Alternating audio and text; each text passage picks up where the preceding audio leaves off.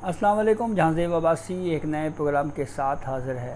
اعلیٰ عدلیہ میں ججز کی جانب سے خطوط پہ خطوط لکھنے کا سلسلہ جاری ہے. محض 12 گھنٹوں میں 2 خط جسٹس منیب اختر صاحب نے لکھ مارے ہیں. ایک خط میں انہوں نے ججز کمیٹی کے اوپر اعتراضات عائد کیے ہیں اور دوسرے خط میں جسٹس منیب اختر نے 4 ججز کا آرٹیکل 63A ریویو کے حوالے سے جو عدالتی کارروائی کا آرڈر ہے اس کی قانونی حیثیت کے اوپر ہی سوالات اٹھا دیے ہیں. اور اسی معاملے پہ ڈیولپمنٹ ایک یہ بھی ہے کہ سپریم کورٹ آف پاکستان میں کل ایک اہم اجلاس بھی ہونے جا رہا ہے اور یہ اہم اجلاس طلب کیا گیا ہے جس میں ایک بڑا فیصلہ بھی ہو سکتا ہے. تو تفصیلات سے آپ کو بتاتے ہیں کہ یہ ایگزیکٹلی کہانی ہے کیا. بیک گراؤنڈ تو بہرحال آپ جانتے ہیں کہ ججز کمیٹی میں آرڈیننس کے ذریعے تبدیلی آئی. جسٹس منیب اختر کو باہر رکھا گیا. جسٹس یحییٰ آفریدی سے پوچھا گیا. جسٹس منصور علی شاہ کی موجودگی میں جسٹس یحییٰ آفریدی نے کمیٹی کا حصہ بننے سے انکار کر دیا یا معذرت کر لی. پھر اس کے بعد ان سے جو نیکسٹ سینئر جج تھے جسٹس امین الدین خان, ان کو کمیٹی میں شامل کیا گیا. آرٹیکل 63A کا ریویو لگایا گیا. کیس کی سماعت ہوئی. 4 ججز آئے, جسٹس منیب اختر نہیں آئے. سپریم کورٹ نے اپنے آرڈر میں کہا کہ رجسٹرار سپریم کورٹ جو ہے وہ جسٹس منیب اختر کو کہیں کہ جناب آپ آ جائیں, اور اگر آپ نہیں آتے تو پھر ہم ایک اور جج کو شامل کر کے 5 ججز پر مشتمل پھر یہ بینچ آرٹیکل 63A کا جو ریویو ہے اس کیس کو کی کارروائی کو آگے بڑھائے گا. اس معاملے کے اوپر جب عدالتی کارروائی چل رہی تھی, چیف جسٹس آف پاکستان قاضی فائز عیسیٰ نے جسٹس منیب اختر کے رجسٹرار آفس کو لکھے ہوئے ایک خط کا حوالہ دیا. اب وہ خط منظر عام پہ آ گیا ہے. ذرا خط کی ڈیٹیل آپ سے شیئر کرتے ہیں کہ پہلے خط میں جسٹس منیب اختر نے کیا کہا اور پھر دوسرے خط میں کیا کہا, اور پھر آخر میں اس کو انالائز بھی کریں گے اور آپ کو یہ بھی بتائیں گے کہ اس معاملے کے اوپر ایک اہم اجلاس کل ہونے جا رہا ہے, اس میں کیا فیصلہ ہوگا. تو آرٹیکل 63A کے حوالے سے جو خط سامنے آیا ہے جسٹس منیب اختر کی جانب سے, اس میں چیف جسٹس قاضی فائز عیسیٰ اور ایڈ ہاک ججز میں جسٹس مظہر عالم میاں خیل جو ہیں ان کی شمولیت کے اوپر اعتراض اٹھایا گیا ہے. جسٹس منیب اختر کے خط میں کہا گیا ہے کہ پریکٹس اینڈ پروسیجر کمیٹی کا اجلاس 13 اکتوبر 2023 سے ہو رہا ہے. تاہم ججز کمیٹی کے 17ویں اجلاس میں 18 جولائی 2024 کو اچانک منحرف ارکان کا ووٹ شمار نہ کرنے کے فیصلے کے خلاف ریویو اپیل سماعت کے لیے مقرر کرنے کا معاملہ سامنے آیا. یعنی وہ یہ کہہ رہے ہیں کہ اتنا عرصہ آپ نے کیس کیوں فکس نہیں کیا.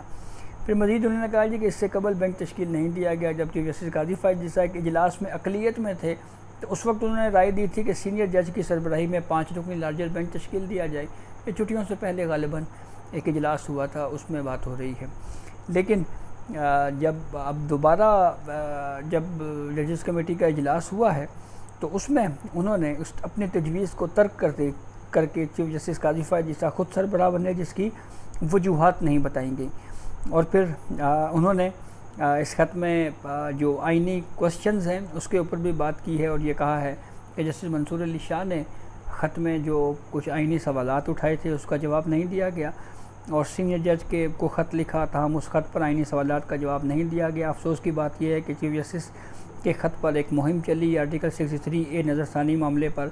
چیف جسٹس قاضی فائز عیسیٰ پہلے کمیٹی میں اقلیت تھے, جبکہ میٹنگ میں قاضی فائز عیسیٰ نے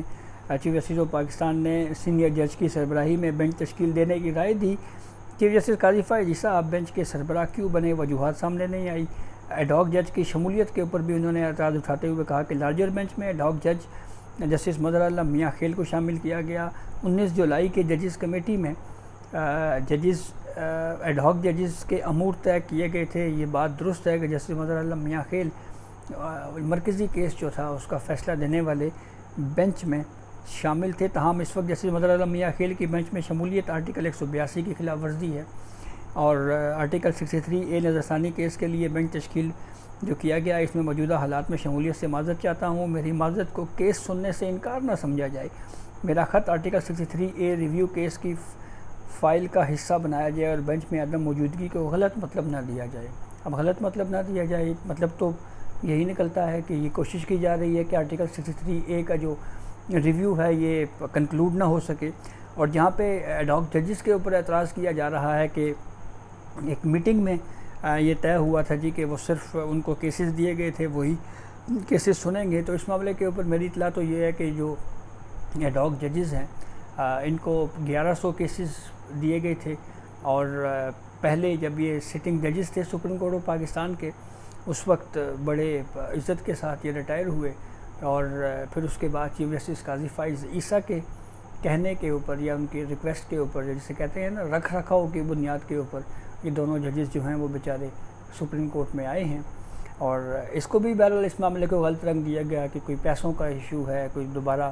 ان کو سیلری ملے گی، تو میرے خیال میں اس پوری صورتحال میں ان دو ایڈ ہاک ججز کو کافی ٹارگٹ کیا جاتا رہا ہے۔ اور جہاں تک یہ معاملہ کہ آرٹیکل 182 کے خلاف ہے، یہ جسٹس منیب اختر نے کیوں کہا، یہ اس کی بھی کوئی واضح ڈیٹیل میں ریزننگ نہیں دی گئی۔ یہ پوائنٹ ویلڈ لگتا ہے جسٹس منیب اختر صاحب کا کہ جب سپتمبر 2023 سے یا اکتوبر 2023 سے جو ہے وہ ججز کمیٹی کا اجلاس ہو رہا ہے، تو اس وقت آرٹیکل 63A کو کیوں سماعت کے لیے مقرر نہیں کیا گیا اور لیٹ کیوں ہوا، یہ ایک ویلڈ کویسچن بہرحال ان کی طرف سے معلوم ہوتا ہے۔ اچھا جی، پھر اس کے بعد جب یہ آرڈر سپریم کورٹ کی جانب سے عدالتی کارروائی کا سامنے آیا، تو اس پہ یہ کہا گیا کہ جسٹس منیب اختر جو ہے وہ ٹی روم میں دیگر ججز کے ساتھ موجود تھے، تو اس کے باوجود وہ بینچ میں شامل نہیں ہوئے، پوچھا جائے ان سے، اور اگر نہیں پوچھا جاتا تو پھر نئے جج کو شامل کیا جائے گا۔ جب یہ آرڈر جسٹس منیب اختر کو دیا گیا تو اس کے اوپر انہوں نے رجسٹرار سپریم کورٹ کو ایک اور خط لکھ دیا، اور اس میں انہوں نے یہ کہا ہے جی کہ جو آج کی آرٹیکل 63A کے حوالے سے جو عدالتی کارروائی ہے، یہ اس کا حکم نامہ بادی النظر میں قانون کے مطابق نہیں ہے، اور اس کی وجہ انہوں نے کیا بتائی ہے،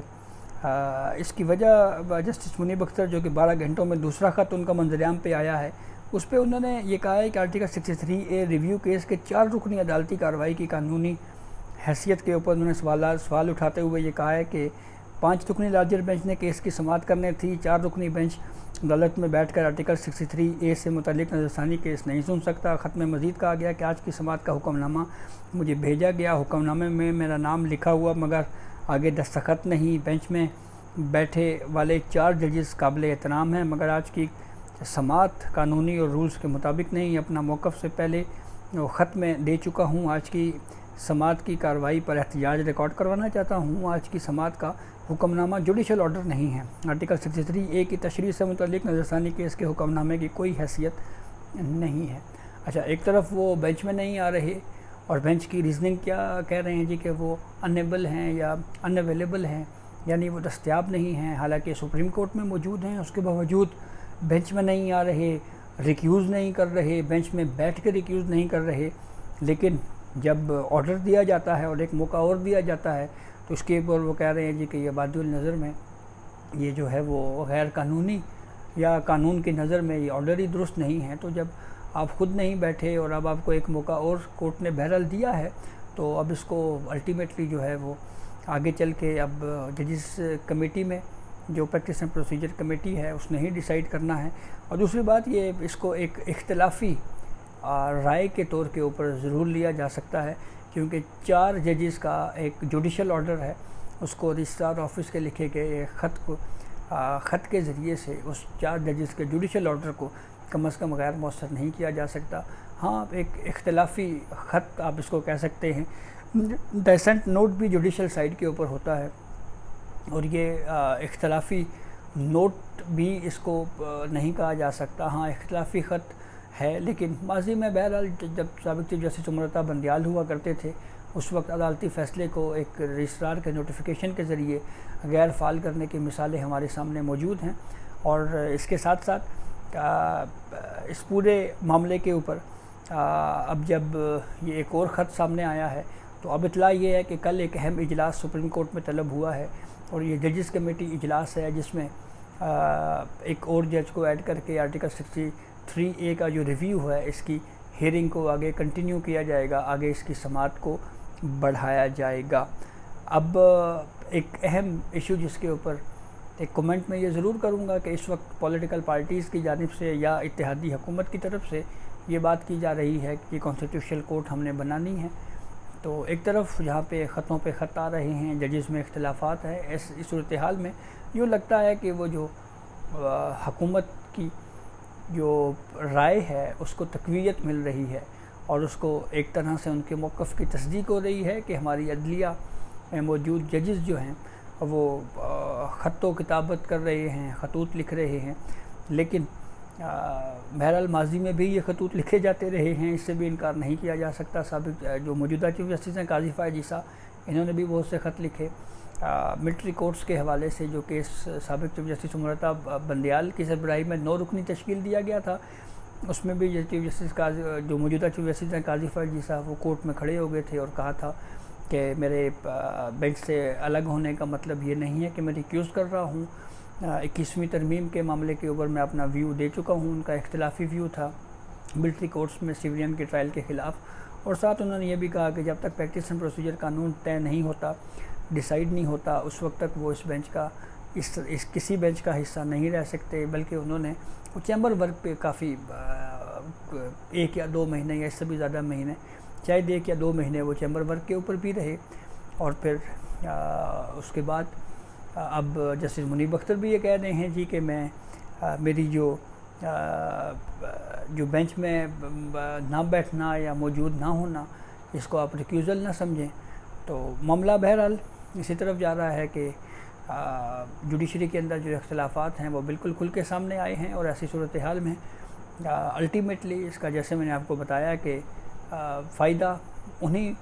حکمران اتحادی حکومت کو ہے جو یہ کنٹینیوسلی یہ کہہ رہی ہے کہ آئینی عدالت کا قیام وقت کی ضرورت ہے۔ تو ایک طرف ہمارے کچھ جج صاحبان جو ہے وہ ان کی طرف سے یہ بھی بات ہو رہی ہے جی کہ پہلے کہا جاتا تھا جی کہ کوئی مذاکرات کیے جائیں، اور پھر ایسی صورتحال میں جہاں پہ ایک طرف سیاستدانوں کو مذاکرات کی باتیں کی جاتی ہیں، ادھر ججز بذات خود اختلافات کا شکار ہے، ججز یا جوڈیشری۔ تو لیٹس سی دیکھیں یہ معاملہ کس طرف جاتا ہے۔ تو اس سنگین حالت، جو سنگین صورتحال اس وقت ہم دیکھ رہے ہیں، اس کے حوالے سے یہ ضرور کہوں گا جی کوئی حالات کوئی بہت بہتر نہیں لگ رہی۔ تو یہ اب تک کی اپڈیٹ تھی جسے ہم نے آپ کو آگاہ کیا، بہت شکریہ۔